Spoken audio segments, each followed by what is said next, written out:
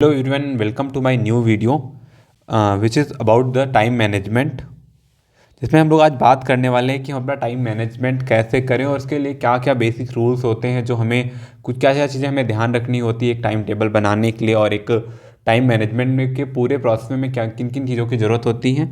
तो सारी चीज़ें हम डिस्कस करने वाले हैं इस एक छोटे से वीडियो में। तो एंड तक ज़रूर देखिएगा और इसमें हम बहुत सारी चीज़ें डिस्कस करने वाले हैं और हम ये भी बात करने वाले हैं कि बड़े बड़े लोग जैसे एलोन मस्क टाइप लोग, ठीक है, एलोन मस्क जैसे लोग अपना टाइम मैनेजमेंट कैसे करते हैं और उन्हीं के जो फॉलो करते हैं जिस प्रोसेस को उन्हीं को लॉज में कन्वर्ट करके ये पूरा वीडियो आने वाला है आपका। तो ये आपके लिए बहुत इंपॉर्टेंट वीडियो होने वाला है और एंड तक ज़रूर देखिएगा। So let's start.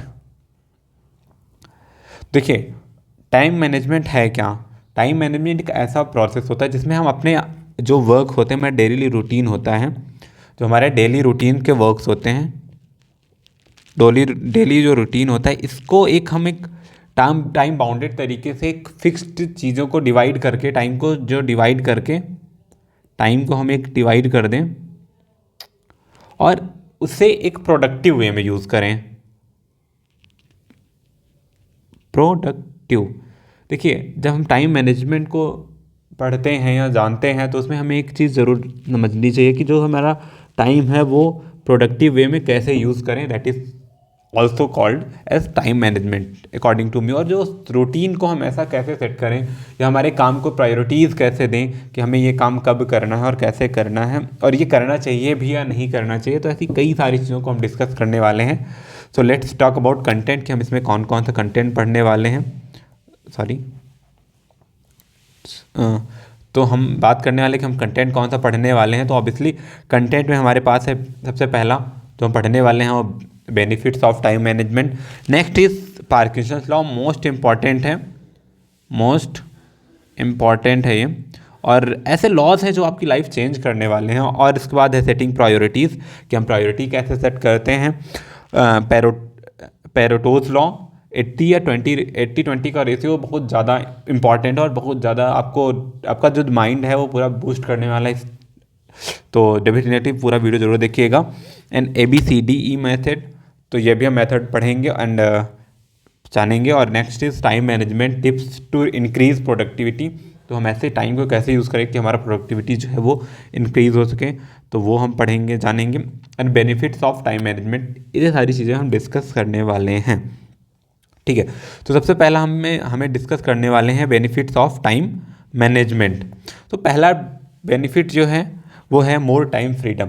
अगर आप एक चीज़ किसी भी आपने वर्क को जो है वो एक टाइम बाउंडेड तरीके से उसको टाइम को मैनेजमेंट अगर अच्छा है आपका, तो आपके पास जो है वो आपको टाइम फ्रीडम ज़्यादा मिल जाएगी क्योंकि आपका टाइम वेस्ट कम होगा और वो एक प्रोडक्टिव वे में यूज़ होगा। तो हमारे पास जो अनप्रोडक्टिव टाइम है उसे भी वो हमारे पास फ्रीडम कह सकते हो वैसा हो जाएगा, या फिर हम उससे काम को और किसी भी चीज़ में यूज़ कर सकते हैं।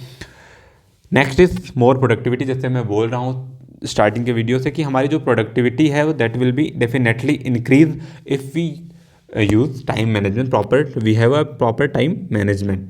नेक्स्ट इज लेस डिस्ट्रैक्शन, तो हमारा जो डिस्ट्रैक्शन है ऑब्वियसली वो भी बहुत ज़्यादा कम हो जाता है क्योंकि हमें पता होता है कि हमें किस टाइम पे कौन सा काम करना है। Got it. नेक्स्ट है लेस स्ट्रेस। अगर हम और एक चीज़ और जान लीजिए कि आप जब हम अपना सारा काम जो है वो एकदम टाइम से करते रहते हैं, सारी चीज़ें हमारे पास जो टाइम मैनेजमेंट अच्छा होता है, हम सारी चीज़ें कर रहे होते हैं, तो जो हमारे दिमाग में स्ट्रेस होता है वो दैट इज़ वेरी लेस या बहुत कम हो जाता है स्ट्रेस। हमें वहाँ पे स्ट्रेस लेने की जरूरत नहीं है क्योंकि हमें पता होता है कि ये काम इस टाइम पे कर लेंगे। Next is better work life balance. यहाँ पे क्या है, हमने दो चीज़ें ली हैं, वर्क और लाइफ, क्योंकि जो अभी की हमारी सबसे ज़्यादा प्रॉब्लम है अगर हम वर्क कर रहे हैं तो इसमें क्या होता है कि हमारी जो पर्सनल लाइफ है और जो वर्क लाइफ है यानी प्रोफेशनल जो लाइफ होती है, इन दोनों के बीच में बैलेंस बनाना ना एक बहुत बड़ा टफ वर्क है, तो जिसे हम टाइम मैनेजमेंट के थ्रू भी कर सकते हैं। इम्प्रूव्ड फोकस भी इम्प्रूव होता है इससे। हायर एनर्जी, क्योंकि जब हमें पास समय हमें पता होता है कि हमें इतने टाइम में इस काम को करना है तो हम उसे अपनी पूरी एनर्जी लगा देते हैं उस काम में। और जब हमें लगता है कि यार चलो ये काम तो हम कर ही लेंगे कभी ना कभी, मतलब शाम तक कर लेंगे, तो फिर यार हम डिस्ट्रैक्शन होता है कि यार चलो अभी कर लेंगे, अभी नहीं, चलो थोड़ी देर बाद कर लेते हैं, फिर थोड़ी देर बाद, ऐसा ही होता रहता है, ठीक है। More time to think and plan. जब आपके पास टाइम होता है, आपका टाइम मैनेजमेंट होता है, आपके पास फ्रीडम मिलती है टाइम की, तो आप ऑब्वियसली जो क्या होता है आपको सोचने का और प्लान करने का टाइम ज़्यादा मिलता है। ठीक है, तो नेक्स्ट आते हैं पार्किंसंस लॉ पे। मोस्ट इंपॉर्टेंट है ये, I think we all should know about this. ठीक है, तो क्या है, मोस्ट इंपॉर्टेंट है ये पार्किंसंस लॉ। पार्किंसंस लॉ बोलता है क्या है, the amount of work expands to fill the time available for its completion. मतलब amount of work expand to fill the time available for its completion. मतलब जो हमारे पास टाइम का जो अमाउंट होता है, जितना हमारे पास टाइम होता है, अगर हमें मान लो हमारे पास एक काम करना है, मान लो हमें लिखना है 10 पेजेस ई से लिखना है, 10 पेज का ए से लिखना है। ठीक है, और हमारे पास 2 घंटे हैं, कितने, 2 आवर्स हैं। तो क्या होगा, या फिर 2 आवर्स बोलो, 2 आवर्स या 2 घंटे हमारे पास। अभी आपको अगर टाइम आपके पास ना हो, अगर आपके पास टाइम ना होता तो हो सकता है आपको ये जो है ये आपको 4 घंटे लग जाते, 5 घंटे भी लग सकते हैं लिखने में। लेकिन अगर अगर यही काम आपको बता दिया गया कि आपके पास बाउंडिंग है, आपको 2 घंटे में करने हैं, तो आपका काम ये इस तरह एक्सपेंड हो जाएगा, यानी कम पड़ जाएगा, कि क्या कहते हैं कि ये आपको 2 घंटे में ही होके रहेगा आपसे काम। ये 2 घंटे से ज़्यादा नहीं लगेंगे आपको इस काम करने में, अगर आपके पास टाइम बाउंड्री है, यानी आपको पास टाइम बाउंडेड है। अगर नहीं है तो आपके पास अच्छा ये जो है इसमें एक होता है, एक बेयर लिमिट होती है टाइम की। ठीक है, बेयर सॉरी,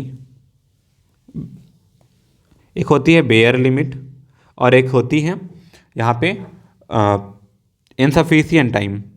बेयर लिमिट जो होती है वो होती है कि जिसमें ये होता है, और इनसफिशिएंट टाइम में मतलब वो होता है कि वो कम होता है टाइम और उसमें हम नहीं कर सकते। जैसे मान लो आपको क्या करना है, आपको यहाँ से मान लो 10 किलोमीटर चलना है, आपको आगे जाना है।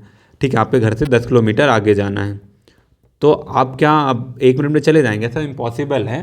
तो इसलिए इनसफिशिएंट टाइम के कैटेगरी में आता है, ये बेयर लिमिट के कैटेगरी में नहीं आता। तो I think you are getting it. Video लंबा हो रहा है तो इसलिए मैं थोड़ा सा जल्दी करने की कोशिश कर रहा हूँ। फिर नेक्स्ट इज सेटिंग प्रायोरिटी। तो हमें क्या करना है, दो सेटिंग प्रायोरिटी है। सेटिंग प्रायोरिटी में क्या होता है, इसमें एक हम पढ़ेंगे आइजनहाउअर्स मैट्रिक्स। इसमें हम जो वर्क्स हैं हमारे, उनको हम कई सारे 4 पार्ट्स में डिवाइड कर देते हैं। 4 पार्ट्स कौन कौन से हैं उसमें, एक होता है, पहली बात तो वर्क्स जो हमारे पास होते हैं 2 तरीके के होते हैं, एक इम्पॉर्टेंट और एक नॉट इम्पॉर्टेंट। और इम्पॉर्टेंट में भी ऐसे वर्क्स होते हैं जिनमें अर्जेंट होता है और एक नॉट अर्जेंट होता है। इम्पॉर्टेंट मतलब हमें काम करना है, और अर्जेंट का मतलब तुरंत करना है। तो इसमें एक ये वर्क आता है डू। तो जो ऐसे काम होते हैं जो इंपॉर्टेंट होते हैं और अर्जेंट होते हैं, इन्हें हमें तुरंत करना चाहिए, फर्स्ट प्रायोरिटी देनी चाहिए। कैसी प्रायोरिटी देनी चाहिए, फर्स्ट प्रायोरिटी देनी चाहिए, हमें उनको फर्स्ट प्रायोरिटी देनी चाहिए। नेक्स्ट इज, देखो एक और होता है सेकेंड टाइप वाला, जिसमें हमारे लिए क्या होता है, वो इम्पॉर्टेंट होता है और लेकिन नॉट अर्जेंट होता है। मतलब ज़रूरी तो है लेकिन तुरंत ही नहीं करना होता है हमें उसे। तो उसको हम क्या कर सकते हैं, शेड्यूल कर सकते हैं कि चलो पहले ये वाला मैं वर्क कर लेता हूँ, ठीक है, फिर मैं ये करूँगा। फॉर एग्ज़ाम्पल आपको अभी टेक्स्ट करना है, कोई एक ज़रूरी काम ऑफिस में, ठीक है, जो अभी तुरंत करना है आपको, तो वो आपकी डू में आता है। लेकिन अगर आपको किसी फ्रेंड के को बेवजह का टेस्ट करना है तो आपको शेड्यूल में आता है, बाद में कर देंगे। वैसे अगर इम्पॉर्टेंट काम है तब कोई नहीं, तो otherwise we can delegate it और एलिमिनेट इट ऐसे विस। ठीक है, डेलीगेट क्या होता है, डेलीगेट ये होता है कि हम अपने काम को हम खुद ना करके, ये नॉट इम्पॉर्टेंट वर्क होता है और हम इसे खुद ना करके किसी दूसरे से बोल के करा सकते हैं। और एलिमिनेट होता है जिसे हम ख़त्म ही कर देते हैं, फर्स्ट प्रायोरिटी देते हैं, मतलब उस काम को हमें करना ही नहीं होता है। फॉर एग्ज़ाम्पल आपको दोस्तों के साथ गॉसिप्स करना है, लेकिन आप उसको हिसाब से फिर टाइम के हिसाब देखेंगे कि आपको किस स्टेज में करना है, और फिर अगर बहुत ज़्यादा इंपॉर्टेंट नहीं है, यानी वो बहुत ज़्यादा इंपॉर्टेंट नहीं लगता है आपको, तो उसे आप एलिमिनेट कर सकते हैं। So next we are going for the Pareto's principle या 80-20 का रेशियो। ये लॉ जो है हमारा बोलता है कि 80% of the effect come from 20% of the causes.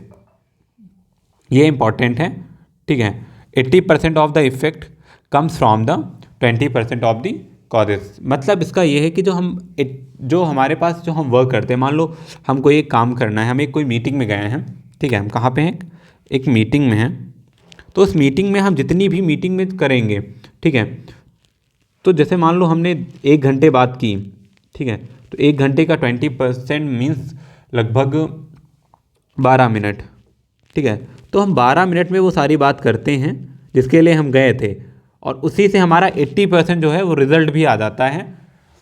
समझ में आ रहा है आपको? तो जो हमारा 20% जो वर्क होता है वो हमारे 80% जो हमारा वर्क होता है वो हमारे 20% वर्क से आता है, यानी कि 80% इफेक्ट जो है वो 20% वर्क से आता है। So next is the ABCDE method.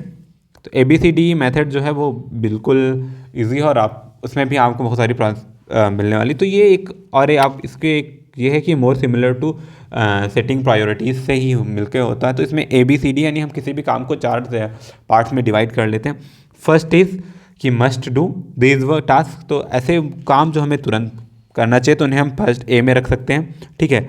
B category के वो वर्क्स होते हैं, वो हमारे काम होते टास्क होते हैं जिनको you should do these thing. You should do means you should do का मतलब आपको करना चाहिए ये काम, ठीक है। तो ये आप इसे थोड़ा सा आप कह सकते हो कि आप शेड्यूल कर सकते हैं, पीछे रख सकते हैं। Next is it would be nice to do these task, ठीक है। और ये होते हैं ऐसे टाइप के टास्क जिन्हें जो अगर आप करेंगे तो आपके लिए अच्छे होंगे, उसका कोई साइड इफेक्ट नहीं होगा। फॉर एग्जांपल आपको रनिंग करना है तो आपके लिए अच्छा है वो, ठीक है। ये ठीक है। Next is delegate this task to someone else.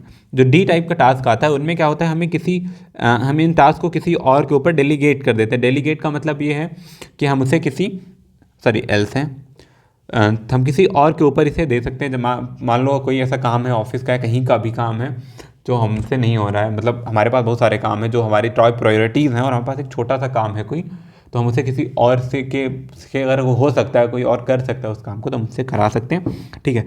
और ये प्रोफेशनल लाइफ में बहुत ज़्यादा वर्किंग होता है, बिकॉज सारे काम हम खुद नहीं कर सकते हैं, ठीक है। तो हमें अपने काम किसी ना किसी दूसरे से ज़रूर करवाने पड़ते हैं। और next is you can eliminate these task. जो E टाइप के वर्क होते हैं, जो हमें E कैटेगरी में रखते हैं, वो ऐसे वो काम होते हैं जिनको हम किसी और के ऊपर एलिमिनेट कर सकते हैं। एलिमिनेट का मतलब है जिनको हम एलिमिनेट कर सकते हैं। एलिमिनेट का मतलब होता है ख़त्म कर सकते हैं, यानी हमें ये काम करने की कोई ज़रूरत भी नहीं है, क्योंकि इनसे हमारी जो प्रोडक्टिविटी है उसमें कोई भी फ़र्क नहीं पड़ता।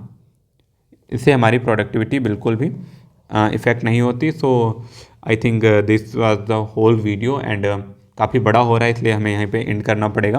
बाकी और भी हमें कई सारी चीज़ें पढ़नी थी, जाननी थी टाइम मैनेजमेंट के बारे में। सो ओके, मिलते हैं नेक्स्ट वीडियो में। तब तक के लिए जय हिंद, जय भारत, बाय, टेक केयर। और हाँ, चैनल को सब्सक्राइब जरूर कर लीजिएगा, एंड अच्छा लगा हो तो लाइक ज़रूर कर दें और शेयर ज़रूर करें अपने दोस्तों के साथ। बाय, टेक केयर, मिलते हैं नेक्स्ट वीडियो में। जय हिंद, जय भारत।